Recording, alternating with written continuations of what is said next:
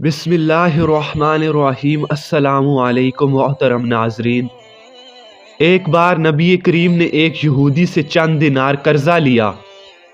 ایک دن آپ راستے میں جا رہے تھے کہ اس یہودی نے آپ کو روک لیا اور کہنے لگا جب تک آپ میرا قرض واپس نہیں کریں گے میں آپ کو جانے نہیں دوں گا۔ نبی اکرم نے اس یہودی سے فرمایا اس وقت میرے پاس ادائیگی کے لیے رقم نہیں ہے، لیکن یہودی ضد کرنے لگا اور کہنے لگا جب تک آپ میرے پیسے واپس نہیں کریں گے میں آپ کو یہاں سے جانے نہیں دوں گا۔ تو آپ صلی اللہ علیہ وسلم نے فرمایا اگر ایسا ہی ہے تو میں تیرے ساتھ ہی بیٹھ جاتا ہوں، اب کیا ہو سکتا ہے، میں تیرے ساتھ ہی یہاں پر بیٹھ جاتا ہوں۔ یہ کہہ کر آپ صلی اللہ علیہ وسلم اس یہودی کے ساتھ بیٹھ گئے۔ جس وقت اس یہودی نے آپ کو روکا وہ طلوع آفتاب کا وقت تھا۔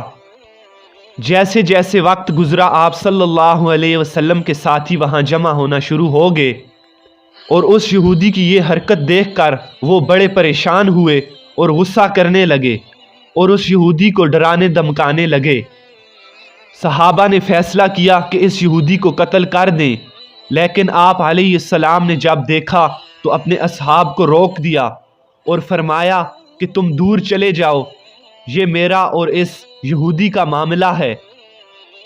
تمام اصحاب نبی اکرم کے حکم پر دور چلے گئے۔ جیسے جیسے سورج چڑھا سورج کی تپش زیادہ ہونا شروع ہو گئی اور اس کی تپش سے رسول اکرم کو اذیت پہنچنا شروع ہو گئی، یہاں تک کہ آپ صلی اللہ علیہ وسلم پسینے میں شر عبور ہو گئے۔ اس سب کے باوجود نہ آپ صلی اللہ علیہ وسلم نے غصہ کیا اور نہ کوئی بری بات یہودی سے کہی۔ آپ علیہ السلام سارا دن اس یہودی کے ساتھ بیٹھے رہے اور ساری نمازیں بھی وہیں پر پڑھی۔ پھر سورج ڈال گیا اور رات چھا گئی۔ پھر آپ صلی اللہ علیہ وسلم نے رات بھی وہیں پر بسر کی اور فجر کی نماز ادا کی۔ رسول اکرم کے اصحاب پر یہ بات گراں گزری اور انہوں نے یہودی کو ڈرانا دمکانا شروع کر دیا۔ جب رسول کریم نے یہ دیکھا تو اصحاب سے کہا کہ یہ کیا کر رہے ہو؟ تو آپ کے ساتھیوں نے جواب دیا یا رسول اللہ اس کی یہ جرت کہ یہ آپ کو روکے اور آپ کو قیدی بنائے۔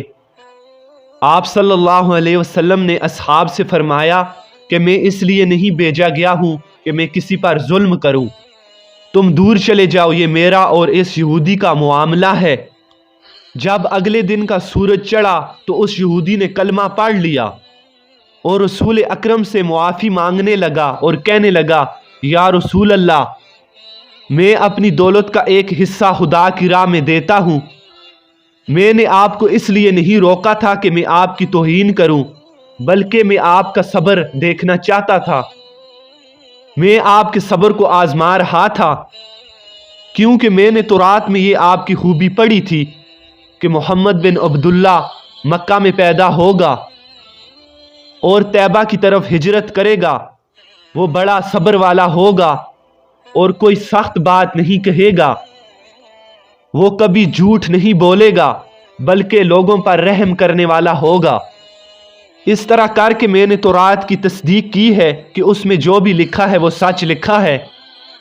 تو میرے دوستوں اور بھائیوں، یہ تھے میرے اور آپ کے آقا کے اخلاق کہ ایک یہودی نے انہیں یرغمال بنایا، لیکن پھر بھی آپ علیہ السلام نے اس کے ساتھ اچھا سلوک کیا اور اسے کوئی سخت بات نہ کہی، اور وہ آپ کے اخلاق سے متاثر ہو کر کیسے اسلام بجا لایا۔ اللہ ہم سب کو اچھے اخلاق کے ساتھ دنیا میں رہنے کی توفیق عطا فرمائے اور آقا علیہ الصلوۃ والسلام کے نقش قدم پر چلنے کی توفیق عطا فرمائے۔